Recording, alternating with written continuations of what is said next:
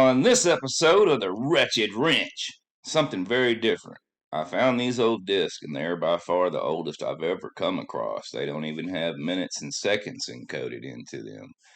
These are probably mid 70s How to Sell a Car from GM. If you like this kind of content, please like and subscribe, and thanks for watching. Many closing situations are relatively easy. Repeat customers who have bought from you before know you, have experience in dealing with you, are comfortable in talking with you about making a major purchase, buying an automobile. But when you meet people for the first time, it's different and sometimes difficult. As a GM salesperson, have you ever wondered, who will be my next up? What will they be like? Will it be a young couple? Will they have children that I'll have to work around? Will that next up be a pipe smoker who thinks and contemplates, a price shopper, a third-party situation involving a buyer and a friend they brought along? It's on the other side of the coin. People walking into your dealership have attitudes about buying. They may have opinions about automobile salespeople. They may be thinking, will they try to sell me an automobile I don't want or can't afford? Will they pressure me? Will they give me a good allowance on my present car? Should I trade? Should I really buy now? However, these potential buyers take the same attitudes and opinions into any dealership they visit. They're the same wherever they go.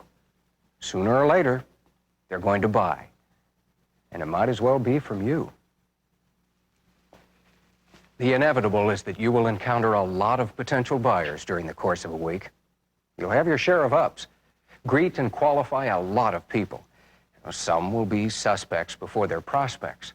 You'll make product presentations, go on demonstration rides, but eventually, it all winds up here in the closing office.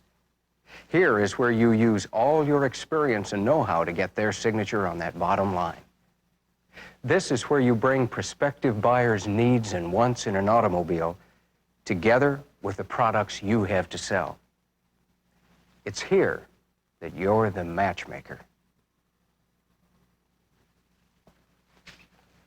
Unit 20 of this series, The Matchmaker Part 1, demonstrated proven techniques for moving three kinds of prospective buyers to a signed order.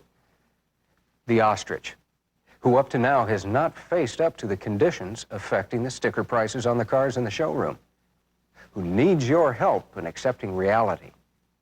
The narrow viewer, who arrives in your showroom with his or her heart and mind set on a specific car, who needs counseling to identify real needs at an affordable price.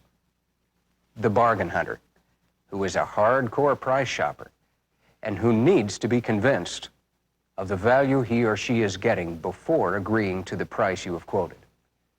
In this unit, Unit 21, The Matchmaker Part 2, we will consider three more types of potential buyers and suggest strategies for matching the needs and wants of these prospects with the products you have to offer.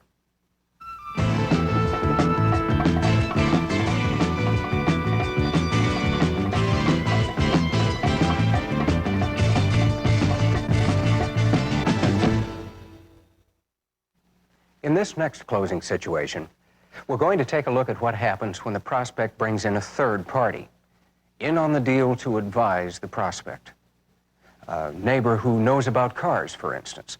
A parent, a co-signer approving his son or daughter's choice, or a friend there to protect the buyer's interests.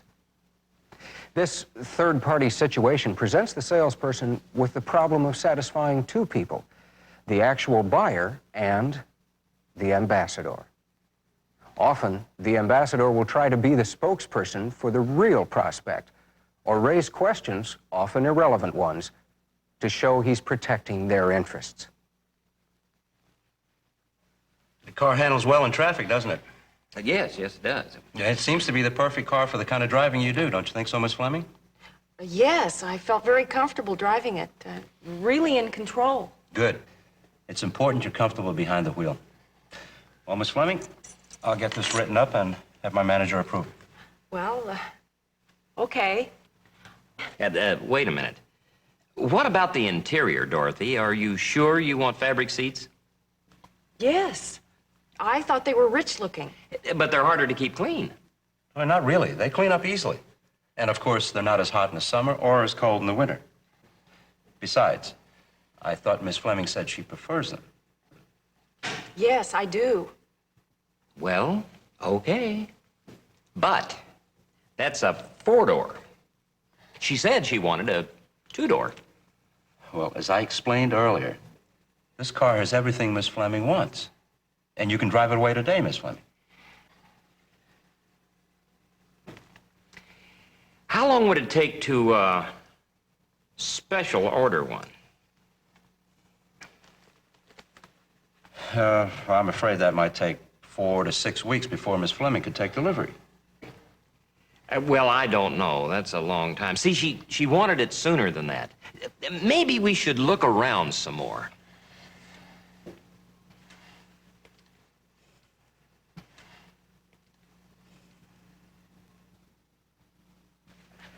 How would you handle the Ambassador?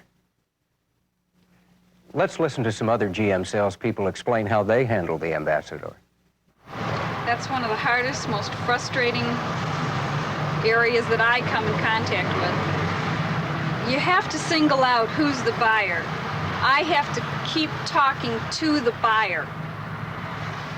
In some way establish a rapport with him. When you have a buyer who's depending on somebody else's authority, you better sell the person that's a third party first. And I work real hard to make him look like a hero. Whenever I can agree with anything he's saying, I build it up strong. And I hope that he'll build me up strong when he agrees with something I have to say. So that they're agreeing with what, so that, that they're nodding their head yes at the same time you're nodding your head yes, so that before long, all 3 people are nodding their heads yes on it. Well, I just want to make sure that Dorothy gets the car that she really wants. I understand exactly, Mr. Holliday. That's what I want, too. I certainly don't want to sell you something you'll be unhappy with later on. Well, then, why are you trying to put her in a 4-door? Well, one reason I'm recommending this particular car is that Miss Fleming tells me she does a lot of volunteer work. You know, driving people to the doctor, to meetings and that kind of thing. Isn't that right, Miss Fleming? Oh, yes. Almost every day. Well, what does that have to do with how many doors the car has? In this case, I think you'll find that older people and people who have trouble getting around can get in and out of the back seat of a 4-door more easily. Oh, well, yes, I can see that. You have have a point there. Now, you said you liked the way it handled, Mr. Holliday, and it is a good-looking car. Now, if you were buying it, wouldn't you be pleased to drive it home? Well, yes, I guess so. It's a sharp-looking car. Nice ride, too. Miss Fleming, what do you think? I like it, and it would be easier for people to get in the back seat. Fine, Miss Fleming. You can drive it home today. Now, are there any other questions you have about the car, Mr. Holliday? No, I guess not. Well, just the price. All right. Well, I'll just write up the deal for Miss Fleming and you to okay.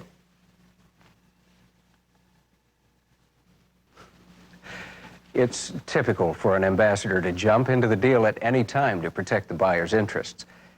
But with tact and diplomacy, you can put the ambassador on your side. Here are some thoughts for handling a third-party situation. Treat the third party courteously. Remember that he was invited to come along with the buyer. Convince the third party first, then concentrate on the buyer. When the ambassador raises his own objections, you'll have to overcome them along with any objections the actual buyer may have. It's important to remember that while you're getting the ambassador on your side, don't ignore the buyer. Include him or her in the conversation. Seek their opinions. Above all, maintain eye contact with them. If they don't feel a part of the transaction, you can hardly expect them to sign the order. Make sure you put the third party in the buying position. Questions such as, now, if you were buying this car, wouldn't you think we're getting a good deal here? Or, as in our example, the salesman said, if you were buying the car, wouldn't you like to drive it home? will help you get agreement from the ambassador and put him on your side. Finally, before you ask for the order, be certain you've answered all the third party's questions. To avoid any last-minute objections on their part, and to show them you understand their approval is important. There are other ways to handle the ambassador, and each selling situation is different. But keeping in mind these techniques should help you get high marks in diplomacy and close more sales. One type of prospective buyer that you've probably met up with many times is the kind who has to weigh the pros and cons of a purchase. They can't or won't make up their minds. They're analytical. They like to study all aspects before they make a decision. Or perhaps they're just not accustomed to making major decisions. But whichever, they don't decide on anything easily. Our name for this type of prospect? The thinker. Wants to think it over and over before deciding what to buy, whether to buy. Now, Mr. Southworth, it seems to me that we have 3 cars that meet your basic needs. The top-of-the-line 4-door in dark green, the other 4-door in a medium blue, and the 2-door in a metallic brown. Now, which one appeals to you the most?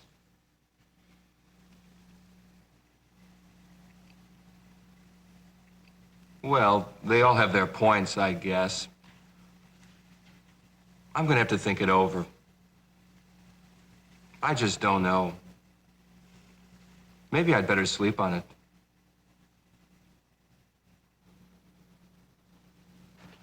How would you handle the thinker? Let's hear how some other GM salespeople helped the thinker make a decision.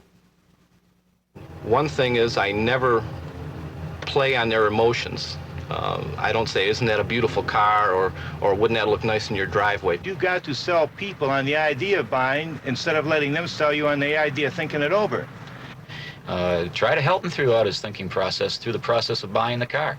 And I found in some instances it actually helps if I start questioning them. They are generally fact buyers. They want a lot of facts and a lot of figures. The more facts and figures, mileage, different component parts of the engine and the rear end, the more facts that you can give them, the better off you are at selling them. So you have to be up on your product. Which one gives me the best mileage? Well, as we saw here, Mr. Southworth, in this comparison chart I drew up for you, the 2-door is somewhat smaller and lighter, and it'll give the best overall mileage. What do you mean, overall mileage? It's a combination of city and highway figures and shows the performance of the car in average use. Mr. Southworth, in deciding on one of these cars, it boils down to what's important to you, how you and your family are going to use the car, the kind of driving you do. We get radial tires with all 3, don't I? Yes, sir, you do. Tell me, is it important to you to have a 4-door car? Oh, I don't know. Yeah, I suppose so. I carry a lot of people around. Well, then let's put the 2-door aside for now and concentrate on these other 2. Oh, I'm not so sure I don't want a 2-door. Okay, but for now, let's just compare what you're getting with the other 2. Now, with the top-of-the-line car, you're getting extra roominess and a bigger engine, more comfort and pulling power, and it's a more luxurious car. Doesn't that have a lot more options than the other one? Yes, several. It has cruise control, for example, and it has... Oh, I don't know about cruise control. Well, if you do a lot of highway driving, Mr. Southworth, it's great. Now, do you go out on the highway much? No, not really. Most of my driving is around town. That big car, that's a lot more money. Didn't you say you have small children, Mr. Southworth? Yeah, a 4-year-old, a 7-year-old, and the older boy is 10. In that case, maybe the other 4-door, the medium blue, is the answer. Why? Why not that other one? The coupe, the 2-door. Well, that's a nice car, all right. But if you're carrying a lot of passengers, you'll probably like the 4-door. Yeah. You know, Mr. Southworth, it seems to me the other 4-door is the car for you. The type of driving you do, you don't really need some of the equipment the bigger car has. Now, this car has roominess. In front for you, and back for your family or your customers. and the interior is much more practical for small children. Yeah, I guess you're right. It's so tough to decide. Okay. What kind of deal can you give me? Well, let's see what we have here. It isn't easy to get the thinker off dead center, but it can be done, especially if you use some of the principles we've just demonstrated here. Lead the conversation. Don't leave it up to thinkers. They're not talkers. Focus attention on their priorities of purchase. Find out what's important to them. Compare the pros and cons of their potential choices. And the most important thing is to move them off dead center. Get them talking. Make them evaluate what they like and don't like. You probably have even other techniques that you've used. Use them together with these and see how they can help you turn thinkers into buyers. In this situation, everything seems to be going smoothly. The buyer is settled on the car. It appears to be a solid deal. Yet when the salesman sits down to write it up, he sees that it's not as solid as it looks. The car the buyer wants is beyond his means, and the salesperson knows it. The buyer is a dreamer. In this case, the salesman was just as surprised as his prospect. Mr. Hughes planned to trade his present car, a clean-looking, well-cared-for model about 4 years old. And he planned to trade it in on this year's version of the same thing, a full-size, four-door top-of-the-line, the kind he's been driving for years. Mr. Hughes is planning to take early retirement this year, and he wants a good, reliable car that he and Mrs. Hughes can drive out to Arizona for the winter. Our salesman made a thorough presentation. Mr. Hughes saw the sticker, and the price didn't seem to bother him. Mr. Hughes, I've worked up the figures, and your monthly payment is somewhat higher than you said you wanted to pay. Well, they certainly are. That's much more than I can handle. See, Helen?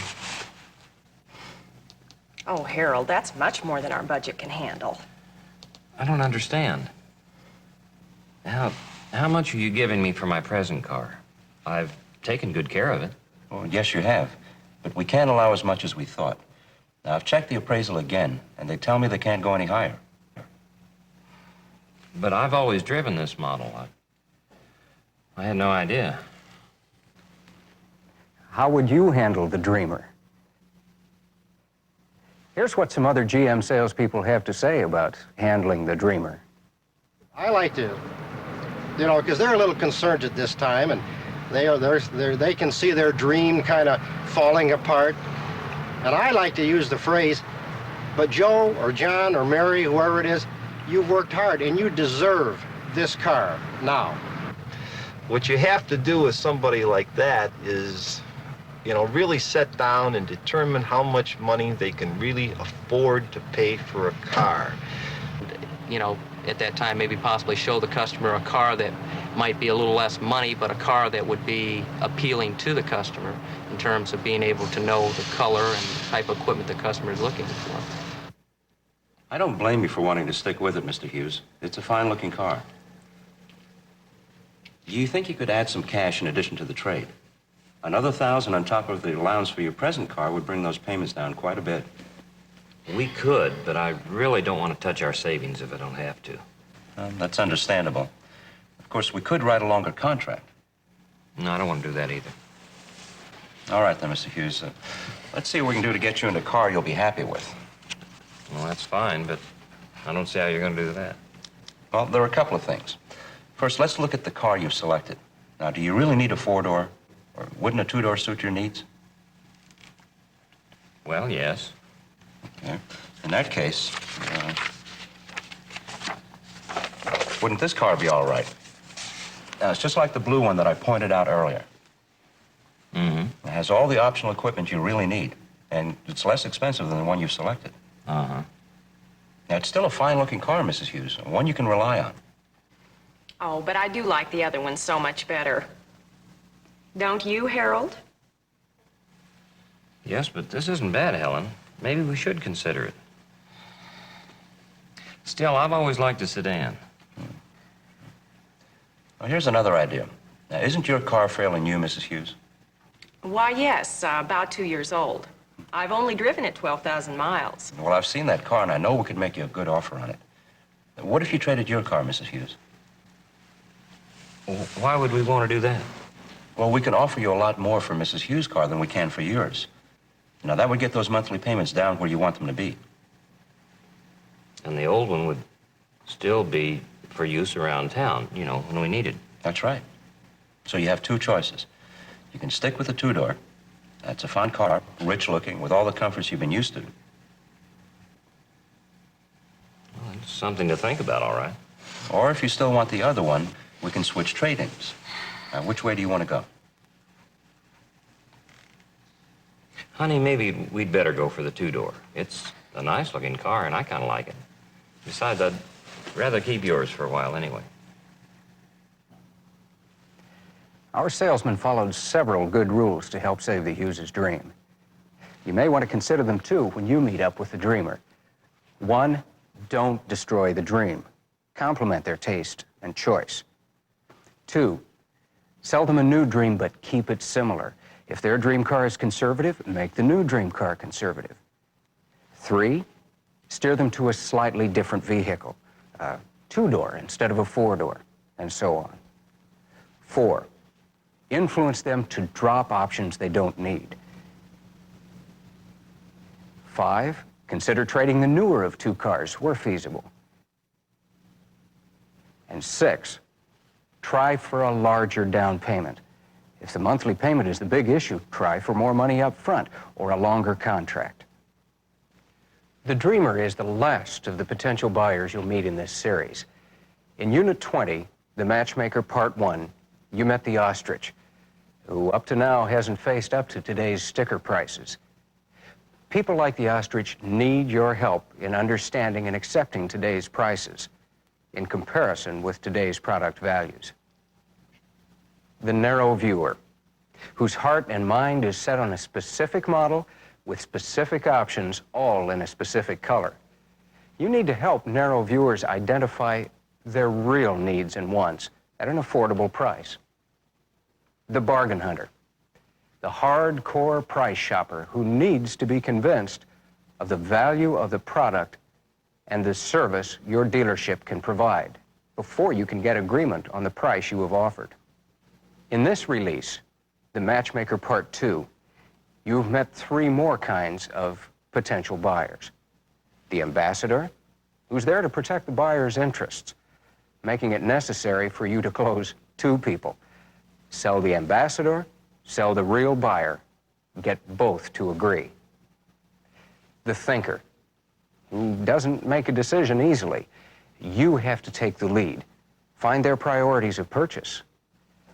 And finally, the dreamer, who may have to settle for a different dream, but still a dream that you can help make come true through your understanding of their problems and your knowledge of your products. Each of those potential buyers has his or her individual set of assumptions and attitudes toward buying a car, as well as specific needs and wants. In this series, we presented some proven techniques you can use to move those potential buyers to a signed order. Strategies that, in combination with your own style of selling and closing, should help you increase your closing ratio. Out there on the showroom floor are the products. And it's here at the closing desk that you bring your prospects' needs and wants together with those products. It's here that you're the matchmaker. All right, guys, thanks for watching. Like I said, something totally different. Let me know in the comments what you think.